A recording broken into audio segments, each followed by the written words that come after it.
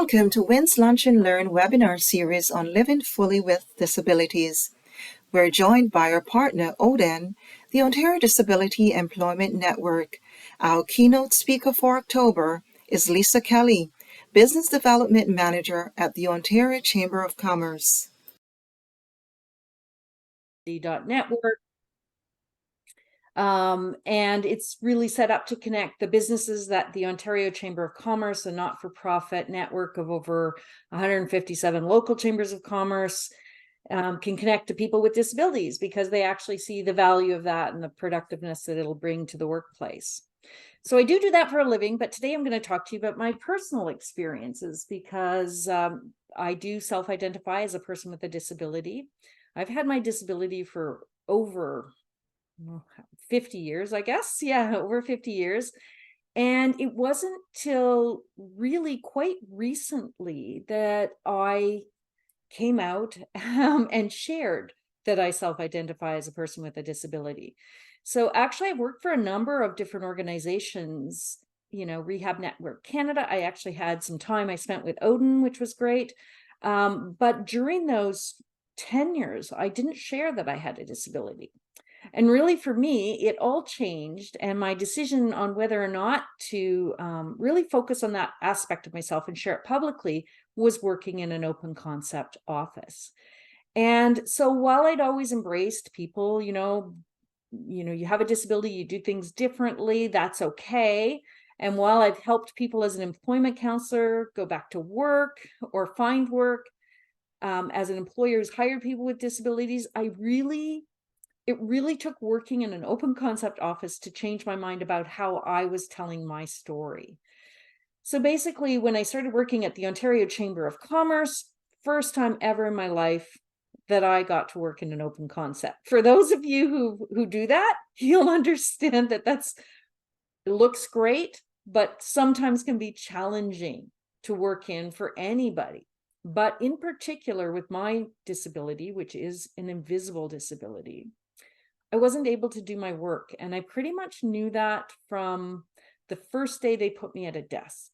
And I realized this is just not working for me. And in fact, by the end of the day, I rushed out of the office without my coat and just texted my boss, I have to leave. I'm probably going to quit. And I have the best boss, or, at that time, great boss now, but Louis De Palma, who texted me back and he said, no, tell me what the issue is. Right. And so he called me back in and we sat down and I said, it's too noisy in here. It's upsetting me. I can't think. I can't concentrate. It's giving me panic attacks, anxiety. I just can't do this. And so he said to me, this really sounds like the noise is bothering you. And it's not about you having a disability, Lisa. This is just the noise is bothering you. You may have a disability and the noise is making that worse, but the issue isn't your disability because we want you to work here. The issue is the noise. So I had never really thought about my disability in that way. And so he said, let's fix the noise. So we went out and we got a pair of noise canceling headsets, which worked a lot of the time, but still not 100%. So I went back, Louis checked in with me really regularly and said, how are those working? And I said, well, they're quite good, but still it's, can I work from home? And he was, because I've worked from home with Odin and with Canadian Business Sensibility. And it was like, no, that's not our policy, which is something I'm sure for a lot of you who have a disability, whether it's visible or invisible, have faced that where you pretty much know what you need to do really well, but maybe it doesn't align with what the business's policies are. So instead, Louis said to me, Lisa, why don't you book a private office for those days that you find difficult? And that worked really, really well. So I didn't take advantage of it too much. I would book it off. But because I hadn't told everybody else in the organization, Louis respected my privacy. He said, do you want this to be widely known? And I said, no, I don't. So within a very short time, my peers, all who are great people, couldn't understand why I was getting to use a private office more often than everyone else. And it became an issue. actually a pretty big issue. And there was a meeting, and it was like, well, why do some people get that and not others? And it was seen as favoritism because I hadn't attached that story around my disability to it. So I went back to Louis and I said, oh my gosh, now I've created this whole problem in the company and I feel terrible. And what are we going to do? Because the agreement was everybody gets a chance, and suddenly there's no offices again. And he said, Lisa, on those days you can work from home. So I love this story, number one, because it just shows you how great managers have an effect. If you find a great manager, I think it's why a lot of people, when we find work, we stay at the companies, because when we find someone who gets it, who understands that maybe we have to do things in a different way, it's so powerful. So kudos to Louis De Palma. For any of you that ever meet him, you'll never meet a better or more knowledgeable person around disability. The second thing I think is this whole issue about when we ask for accommodations, we don't always get what we want. And that was definitely for me. So I feel for when people, go, but this worked in the past, and the business is going, well, but that's not going to work for us. So it's this, I like to think about accommodations as this ongoing conversation that we have with our employers. And it doesn't mean that the first thing that we try is going to work. In fact, I went through the noise canceling headsets, the office, and then work from home. It was quite a long conversation over a period of a couple months till we got it, and we got it down. And then of course the pandemic happened, and I'll tell you what, I worked really well from home, and we blew all our stats away, and now I work from home most of the time. So but it's just this idea, and I think people don't always understand, is I didn't know what I needed. I had no idea that I needed quiet, because I'd never worked in an open concept environment in my life. So sometimes our disability, there may be things about it we've not encountered because of context. And I think context is something that we don't talk a lot about in this space. And so the context in this case, the places we work, who we work with, the hours we work, can actually interact with our disabilities in ways that we weren't even aware of. And we may not know, and certainly our employer doesn't know. So the ability to have really open conversations around disability is critical. And the last thing, it really got me involved into this social model of disability, which is this idea of it's the workplaces that are disabling us, not that we're disabled. It's how we interact with those spaces and places we work. And if we approach it from that, it's so much more productive, because Louis can't change my disability. He's never asked me what it is, but he could change the environment so that I could work and be a very, very productive worker. So that's where, for me, in disability conversations, I like putting the emphasis not on the details of disability, not on diagnosis or treatments. It's like, what's not working so that we can make it work. And that's really what accommodations are. So hopefully a couple of those things stand out for you. The second thing is disabilities are not always apparent. So we did a photography shoot, because I really believe that there are a ton of really extremely talented people with disabilities out there, and I want to picture them and show them, and not have an actor portraying me or us. So, we tend to think of people in wheelchairs or who are blind because we see those things, or maybe somebody with a developmental disabilities. But there's a ton of disabilities, really ranging: mental health, addictions, some forms of developmental disability, learning disabilities, physical disabilities that may not be apparent out there. And there's this piece around that, around those coworkers, or maybe sometimes our managers not understanding because they can't see. So an incredible amount of patience on our part as we educate people or share our stories. But also, if you are a peer and you're making assumptions about the people that you're working with, you may not know the entire story, because that's our story to tell, and decide who we're going to tell it to. So I think, again, having open and honest conversations, I call them honest conversations, around these topics, can be really helpful and help everybody thrive and actually build far better workplaces. What I do also really embrace, and the first things I usually tell people around disability, is it's affected by time. So I have an episodic disability. It's not always going to be, interacting with me in a way that affects me. but it is permanent. It's permanently episodic, and it comes up often enough and is often triggered by the context, which is that last piece. There's also scale, which is something we don't think about. So I have worked with individuals. Last year, I had the privilege of working with two brilliant women, both named Elizabeth. You may see them on our website on some of our webinars, but both are blind. One legally blind and one blind. And the scale of that is different. So their accommodations were radically different, given that they both have, legal blindness as the definition, but their accommodations were very different because of the scale of the disability. So those are important concepts for us to understand and think about. Again, when we're thinking about accommodations, or, this worked for my friend, so it should work for you. That piece of advice, if you don't have a disability, isn't particularly helpful for those of us with a disability, and also for employers to keep that in mind too. One size does not fit all in the disability. So the big thing for me from that open concept example, which really brought home to me, the challenges faced, because I hadn't really thought it could, because my disability is episodic. I've been able to manage it. I've had private offices. I can take time off. I have, a stable economic base, so I could quit a job if I really found it challenging, which not all of us have. Is to this idea about rethinking what disability is, and stop focusing on that personal health condition piece of it, because nobody but maybe my doctor or maybe the medical staff that I'm around can help me with that.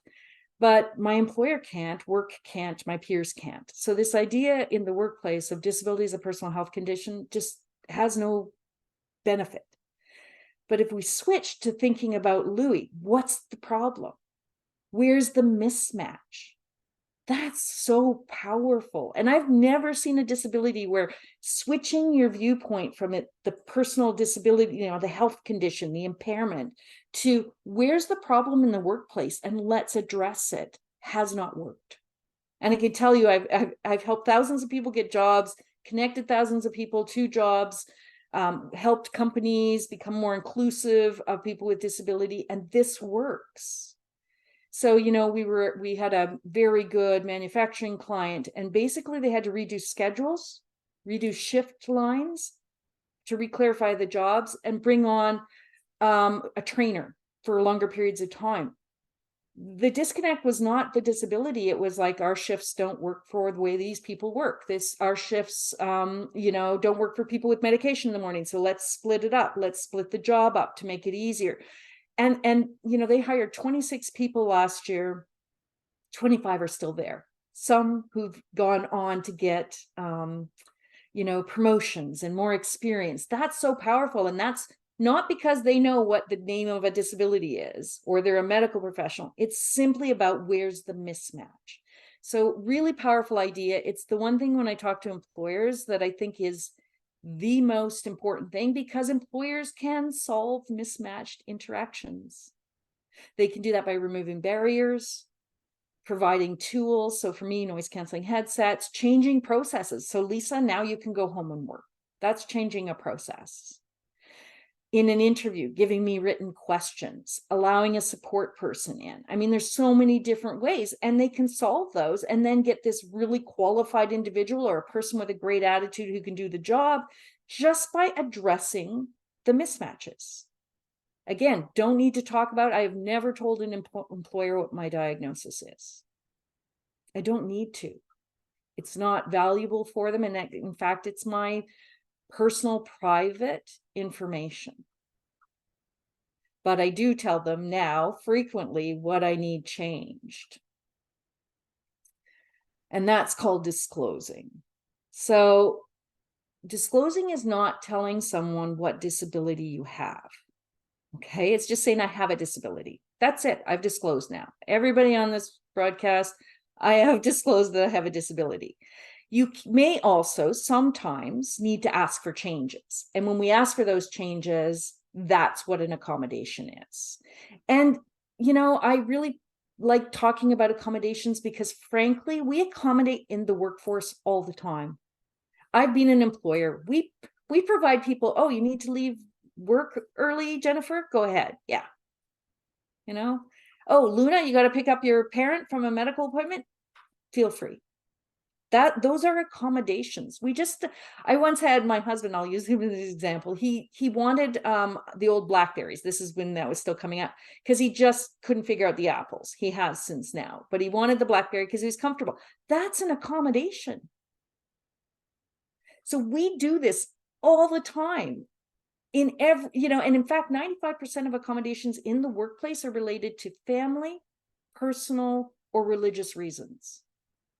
So only 5% are to do with accommodations with disability. So employers get this, and if you tell them that, I find that generally they're pretty open to it. How we talk about ourselves, I think, is really important too. So, I just tell people, so I'm one of the 20%, over 20% of Canadians who have a disability. That's it, right? I don't need to be emotional or unemotional. I don't need to be defensive. It's just simply saying, yeah, I'm one of this aging population and demographic. My disability is not to do with my age, but I'm sure I'll collect a few more along the way. You notice my hearing's not as well. So it's not a big deal. This is a big demographic. One of the things and one of the challenges is knowing what you need. That's really difficult. And again, I had no idea that an open concept office, I have an open concept house, but because I'm here most of the time by myself, it's not a problem. But put me in a room with 30 other people, it's a big problem. So sometimes we encounter those, we don't know about them. Be open to the fact that if you're encountering difficulties, instead of automatically assuming it's the bad employer or I can't do the job and beating yourself up, start thinking about, is this possibly to do with my disability? And the place I like to send people that I think is an amazing tool is the Job Accommodation Network's searchable online accommodation resource, which is a mouthful. It's s.o.a.r. I'll make this deck available for anyone who wants, but you can also just Google the Job Accommodation Network, and you can search by disability type, by accommodation type, by work function. So it's a great resource for anybody who's looking for that. I mean, an amazing tool. But you can also ask people, an employment counselor, people who work in this field. Sometimes college and universities are great, or just Google by disability. So if you're blind, the Canadian National Institute for the Blind, CNIB, is a great resource. Sometimes, though, it can take a little longer. Be patient. It's pretty hard sometimes, if you do things differently, to figure out, well, what's going to work. But it gives us a chance to be really creative. If you don't ask for the accommodation, now I'm going to go into my business focus. The employer is going to assume it's a performance issue. And their job is to run their company, and they want to make sure they're fair to everyone. So if you don't attach your difficulty to I have a disability or I have a condition or something like that, then they go on this nice little slide here, no, and it becomes performance. Well, is Lisa not able to do this job then? And they might give me a PIP, a performance improvement plan, and I'll be expected to do it. But if I need an accommodation and nothing changes, I'm probably not going to be able to. So I can honestly tell you, if Louis had not given me the noise canceling headsets, I would have been probably let go for not being able to perform my tasks. And it would have been his legal right. And his duty to everybody else who works at that company. But because I disclosed it, it went to, is there a barrier? The barrier was noise. So again, if I couldn't identify a barrier, then it goes to performance, this no. So once we identified the noise, we go down to, is there an accommodation appropriate? And we went back and forth on that, between these next two steps. And you can see how you get to then the decision to accommodate. But this is actually a schematic, an accommodation decision tree that businesses, an example of one of them, they're different for different businesses. But this is why it's so important for you as a person with a disability to understand, if you don't disclose, and if you don't know what you need, it becomes a performance issue. And that's really critical when, you want to keep your job and excel in it. I also think using language about ourselves that's positive is really important. I don't want to be known. And I think it's why for a long time, even though I said all the words and said disability is not a bad thing, I think in the back of my head, there was maybe some self-conscious, unseated disability bias, anti-disability bias in there. And I think I was like, well, people will think I'm this fixer-upper instead of I just do things differently. So I've really learned to embrace the word disabled. I am disabled, I have a disability. I use them interchangeably. It's not a bad word. It simply describes that I do things differently and I may need a change. Personally, for me, I've thought a lot about language. I get asked to speak about it a lot. I got asked once worldwide to speak to all the KPMG employees around the world, and I got a chance to share this. I think when we use words that are euphemisms, like Lisa's special, or she's specially challenged, or she has diverse abilities, I actually, for me personally, it could be different for each of you on this call, but I see it as moving backwards. And the reason is we use euphemisms, softer versions of the language, when the word, in this case disabled, is seen as too harsh or blunt, and it's referring to something unpleasant or embarrassing. I am not embarrassed to have a disability. I'm not proud of it. It is who I am. And I'm not going to create some fictionalized language to make everybody else feel comfortable around that. So for me, this is something, think about the language you're using, that your family's using, and correct people gently if they're using a word that you don't feel comfortable with. Even if it's me and you say, Lisa, I want to be seen as having diverse abilities, it's like, I'll respect that, because we should always be person first, right? What we decide, we get to decide how people refer to us. And I'll close with leaving you with a couple thoughts. I think it's really important to have positive, clear, and honest conversations around this. I keep going back to Louis, but he's amazing. And that's what Louis did for me. He was honest. You left. I'm concerned. Leaving the office in the middle of the workday, not great, but there seems to be an issue. What is it? Let's fix it together. He could have been less honest, less clear, or negative, and the conversation would have been so much different. And so frankly, with my career. So I think if we can go ahead thinking about honesty, clarity, and being positive, giving people, the benefit of the doubt, that this is really important. So when you're job searching, reframe your disability, which a lot of people see it as, tell me what your diagnosis is, to no, there's actually a barrier. I'm sure it's unintentional, but stopping me from doing my job. Could we remove it? Because businesses can solve those mismatches.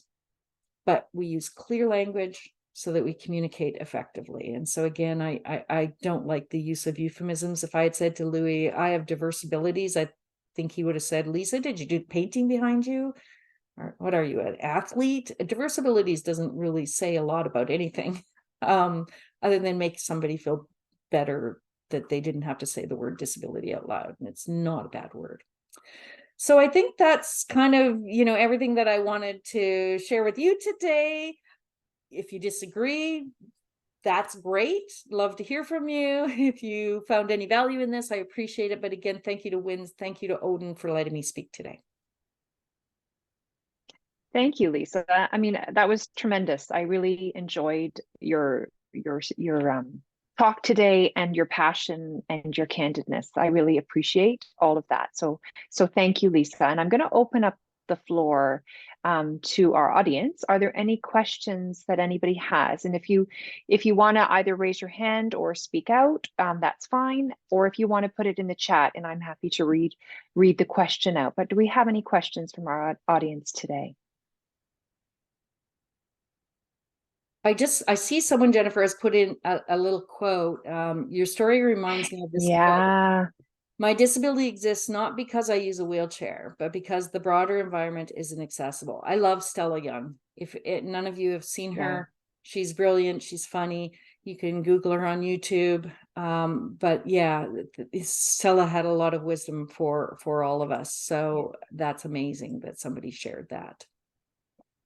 It's a great quote, and I agree fully with that quote, and also the way in which you disentangle that idea of context and how important that, like that lens that we're looking at disability from, and sort of what that experience was like for you in term. I really that sort of open plan office and recognizing, oh goodness me, this is where this is becoming complicated for me, and how fantastic is it that you had somebody there, that boss there, who got it and was able to create an environment where you could work and where you could thrive, right?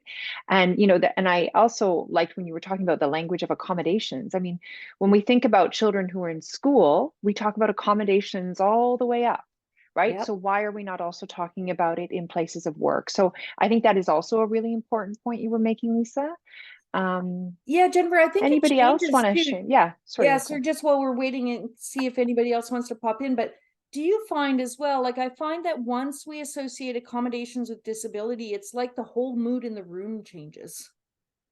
It's like Mm-hmm, suddenly we're mm-hmm. being problematic. So, that's why I try to share other ways that businesses accommodate all the time, because we do.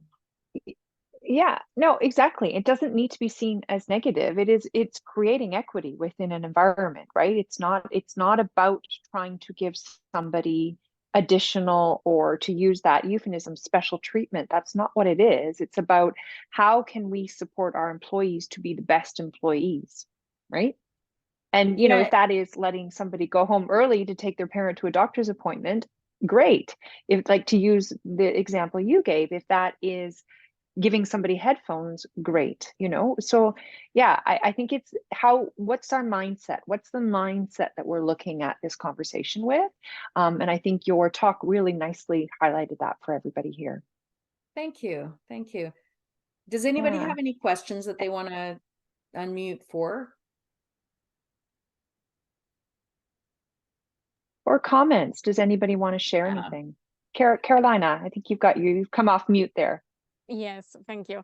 I don't have any questions, but I wanted to thank you for sharing your story. And as you were talking, I Googled the Job Accommodation Network and did a quick research on an accommodation that was on a disability that was of interest to me.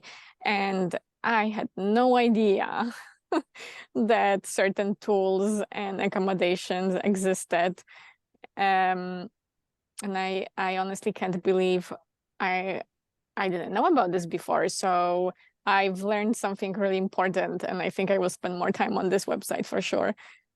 I'm delighted that you looked at it. I always share it because I just think it's so well done. And there's been things, Yes. even for me, ideas that I've gotten over time, even with my disability, and different ways of dealing with things. And it just, I think it's an exceptional tool for both people with disabilities, for anybody who's supporting people with disabilities in job search or in starting a job, as well as for employers. And a lot of those accommodations, Carolina, I don't know if you noticed, but a lot of them work for people without disabilities as well. They'll just make life better for everyone. It turns out that everyone in our office finds the noise to some degree quite loud. So a large majority, I did not know this when I started, have noise canceling headsets anyway. And it's just a benefit that the OCC gave. I just hadn't gotten it yet. So I kind of jumped the gun on it. But, I think a lot of times, many of the things that businesses provide can work for everyone.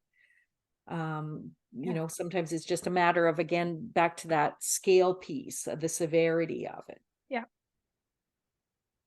absolutely. And they don't have to cost a lot of money. I mean, sometimes there's this belief that, accommodations are going to cost businesses a lot of money, and that's actually not the case. When you think about the productivity that could come from creating accommodations for So people so that they can be the best employees, right? exactly. There's two studies that I like to talk about on that one. Number one is that only 37% of people with disabilities actually require an accommodation. So the big assumption is, I hire somebody with a disability, I'm going to have to give an accommodation. Well, you do legally if they ask for it, but actually the majority of people aren't going to ask for it. The second thing is that most accommodations are free or less than $500, which is really low bar when we think, you know, nowadays of how long it takes to train someone and the costs for that. You know, it's so minimal. And then there was a study put out by Suzanne Bruyere, and it basically said that for every dollar invested into accommodations, there was a $28 return in productivity gains. Wow. Yeah. For an Wow, employer, that's very telling. Yeah, exactly. Yeah. And again, when I look at where I work, yeah. we see things like sit-stand desks, ergonomic chairs, the noise canceling headsets. I think the chamber is a great place to work, but I suspect it's as much to do with keeping people productive and preventing, you know, disabilities from getting worse or preventing new ones from cropping up as it is that they're a great employer, which they are. Yeah, absolutely. I completely agree with you. I completely agree. We've got a couple of minutes left. Are there any other questions or comments that anybody has? Carolina, yes, I can share that study with you. I will send it. It's not off the top of my head. I'll see if I can find it while you're doing your final wrap up comments, and I'll quickly cruise through my internet. Fantastic. I think Nina, one thing which, yeah, I just wanted to share, not a question, Lisa, but even the euphemism part, right? Like sometimes we want to be kind, but when you shared that screen, I realized that sometimes you're using it as an alternative to, you know, kind of say that there's something that's not right, or, you know, something which is you're embarrassed about. And I think that's so powerful in itself. Like every time we use those words, it's so important for us to think back. So that was a takeaway, and even I love that job, the accommodation decision tree that you share. I think that's also kind of such a powerful visual thing to do this. So thank you for that, Lisa. Lots to take away today. You're welcome. That's not my decision tree. That's Barbara Roberts, but yes, but seeing it like visually, it gives you so much to think, so much of food for thought. So well, and I hope for anybody with a disability that's listening, understanding that you're not being let go because of your disability. You're perhaps being let go because you haven't shared what you need changed in order to do your job, and hence it becomes a performance issue. Yeah, absolutely. I agree. Thank you, Lisa. So many take homes. I agree. And I see that we are going to be sending out the links and things that you've referred to and to your slides. Those on the call will get a hold of those. So, you know, if there are no further questions or comments, I just really want to thank you, Lisa, on behalf of WINS, for your presentation today, for your thoughtful insights, and for all of the messages that you've shared here with us. There is going to be an evaluation. The link for that is going to be put into the chat. And we would ask, and we're obviously very interested in people's feedback on the session today. So thank you so much for that. You know, I just want to say, you know, speakers and discussions discussions like the ones we've had today are really vital for us to make sure that positive changes occur for people who have disabilities and have a contribution to make in our societies, and particularly with respect to employment. So I do want to thank everybody for being on the call today. And I want to thank everybody for participating and for your input. Please share your feedback with us, and please enjoy the rest of your afternoon. And look for that blue and purple lights in your community tonight if you're going to see them, to help celebrate National Disability Employment Awareness Month. So thank you so much for joining us today. thank you, Lisa. Thank you, everyone.